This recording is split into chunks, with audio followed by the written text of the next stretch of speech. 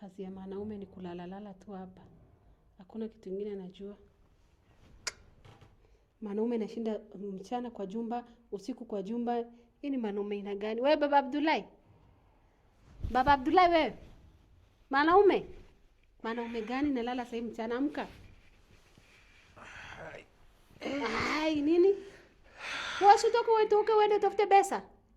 Tafuta pesa wapi ilikuwa imepotea.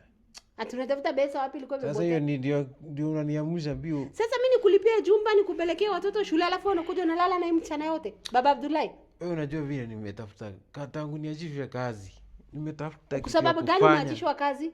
Si ni makosa tu ilifanyika kwa kazi sasa unajua mambo ya serikali. Haya amuka enda tafuta pesa. Juu mimi nikikutafutia pesa utabenda. Hautabenda. Utaona sasa hapa magari yamebangana line. Sasa ipange tu once badala ya kushinda ukiniuzia uoga. Ipange tu sababu sasa mimi naenda kutafuta pesa. Ipange si ndio? Ipange tu sasa sitafanya. Alafu ukule.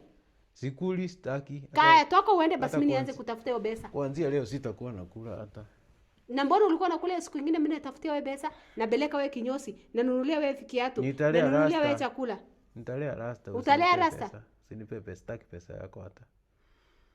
Kama hiyo ndio inafanya uniamshe na hiyo kelele yote. Sasa unataka kuniambia wewe ukilala kwa hii jumba utaona nakula nini lakini?